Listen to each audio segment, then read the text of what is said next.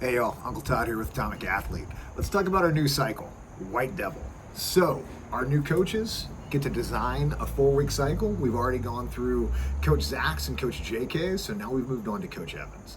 If you know or have heard of Coach Evan, he is a bit of a physical specimen and he likes to push himself mentally and physically far beyond what any normal, rational person would do.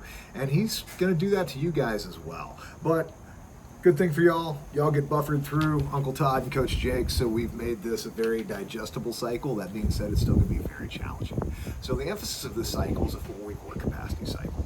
You're going to have primary work capacity days, meaning all you're going to do on those days is work capacity and aerobic capacity, and then the following day will be a hypertrophy day. The structure of the cycle is going to be week 1, you're going to have 3 days of work capacity, 2 days of hypertrophy.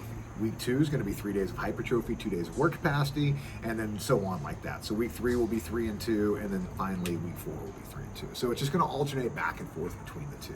The hypertrophy will not be progressed. It's just going to be upper and lower body days. So the first day you come in, you've got an upper body day. The following hypertrophy day, you're going to have a lower body day. You'll see a wide variety of exercises in this. You'll see some things that we haven't done in a long time. You'll see sandbags and just some other options with this. So understand that we're in this work capacity cycle. It's 4 weeks. Our whole goal with any of the hypertrophy stuff is just maintenance. So the reason we like to work with hypertrophy when we're doing some hard work capacity stuff is it's just a little bit easier on the body. So I know it sounds counterintuitive, but it's really hard to hurt yourself at 8+ reps. When you start getting below those 8 reps, it's really easy to stack the weight on, get a little low, you do a little tweak turns into a twinge turns into an injury, and then you're kind of out this entire cycle by just putting the emphasis on the wrong syllable. So what we're trying to do here is kind of keep you guys safe with these exercises, and you're going to see a nice, good, wide variety of exercises. So don't worry about it. A hard lifting is definitely in the future, so don't worry about that. So let's talk about the emphasis of this cycle. It just happened to happen that we did an in-gym survey, and multiple people said they wanted to get better at sandbag get-ups. Here's the deal. How do you get better at sandbag get-ups? You gotta fucking do sandbag get-ups. So here we are, an entire cycle of doing sandbag get-ups. We have a little bit of variety in there, but every time you come in for a work capacity day, you're gonna have some sandbag get-ups on the table. Now, I know some of you guys love sandbag get-ups, some of you guys hate sandbag get-ups. We do have an alternative for you guys that can't do sandbag get-ups, low back issues, things like that. But for the most part, if you just dislike sandbag get-up, bro, get over it. Life ain't easy, that's just 5 to 10 minutes of checking out, not feeling sorry for yourself, just picking up something heavy and awkward and moving with it. So don't start telling yourself a story about something you can or can't do. Just do some hard shit for a few minutes and call it a day. So this is designed for you guys that hate sandbag get-ups. It's designed for you specifically. So let's talk about these progressions. So what we have a density format for our sandbag get-ups initially. So the first day you come in, you're gonna have 6 rounds of 5 sandbag get-ups. And basically it's gonna be 1 minute every minute doing those 5 sandbag get-ups and then resting for the remainder of the minute. So focus on good quality movement for my guys that know they can bust out the sandbags. My other guys, just get that sandbag, get up and lay back down. Here's the caveat to this one. We want to at least make sure that you're getting 15 seconds of rest each round. So if it takes you a full minute to do 5 sandbag get-ups, stop at the 45-second mark, so at least you're getting a little bit of rest going into the next round. Now, you guys that are able to crush, take your full rest. It's okay, just focus on moving well. But my guys that struggle, just work for that 45 seconds, rest that 15, and just focus on good quality movement. This can kick your ass pretty good. Now, our progression on this is we're gonna do a rep plus a round. So what that's going to look like is next time you come in and do this session, which is going to be on Friday, instead of 6 rounds of 5 sandbag get-ups, you've got 6 rounds of 6 sandbag get-ups.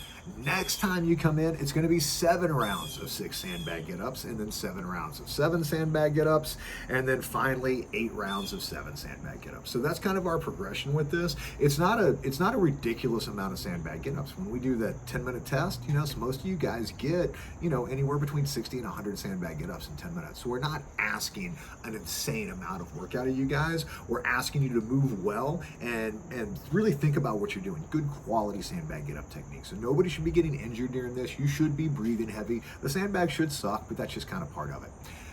Let's talk about our second work capacity day. This is going to be 60 seconds of sandbag get-ups followed by 30 seconds of a hard single mode activity. So basically we have two single mode activities we're going to alternate between. One is going to be hippity hops, where you just explode from one leg to the other on a bench laterally, and the other one is going to be 5-meter shuttles. So it's either going to be one or the other, and that's going to alternate week to week. So you're going to do 60 seconds of sandbag get-ups, and then you're going to immediately transition into that 30 seconds of either one of those single mode activities, which one is ever dictated that day, and then you're going to get 60 seconds of rest. So this is just going to be adding around every single time you come in. So you're going to start day one at 5 rounds. Second time you come in to do this one, it's going to be 6 rounds, then 7 rounds, then 8 rounds finally to finish up with. So it's going to be a relatively challenging day.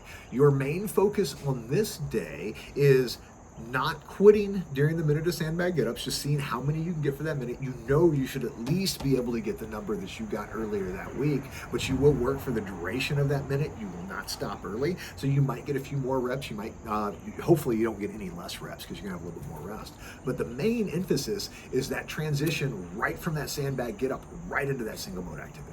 So this is one of our cornerstones of mental fitness and work capacity, is no rest in transition. So really think, as soon as that sandbag goes down, you're going right into that work capacity, and you're going to work as hard as you can for the duration of the 30 seconds. But what I really want you guys to think about this is not so much reps, but working hard for the duration of time. So when you're going into each one of these efforts, you're thinking, I'm doing 90 seconds of hard work, and I'm going to get a full minute of rest after this. So there's no reason to rest during this 90 seconds. You can actually, you could push yourself pretty hard on this. So actually, make the effort to push yourself pretty hard on this effort.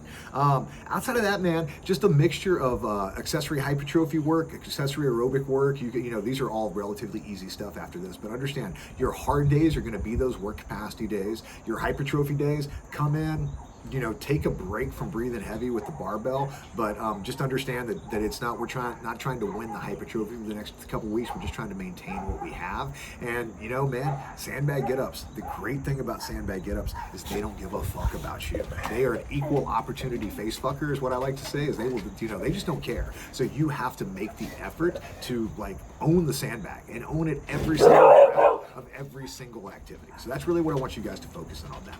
Now, some of you guys can't do sandbag get-ups, and I get that. Sandbag get-ups kind of tear up my back after a while, but if I focus on moving well, I tend to do pretty well. But you guys that struggle with sandbag get-ups, or it's just not an activity that works for you, and I totally get that, your alternative is going to be Mr. Spectaculars. That's the kettlebell clean and press. You set the kettlebells down, you walk your hands out, and you do a push-up, you walk your hands back.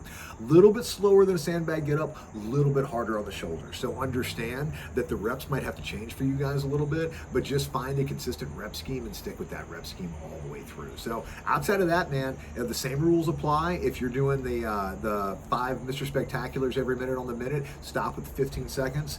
Chill out for that 15 seconds, get back in it. It might be 4 reps, it might be 3 reps for you, it just kind of depends. But just kind of stick with that weight all the way through. But ultimately, should be a good mentally and physically challenging cycle, and understand that that's a big part of the gym, is challenging yourself mentally and physically when you come in here. But we got 4 weeks of this. If you got questions, concerns, let me know. TOD@atomic-athlete.com. Outside of that, White Devil, let's get after it.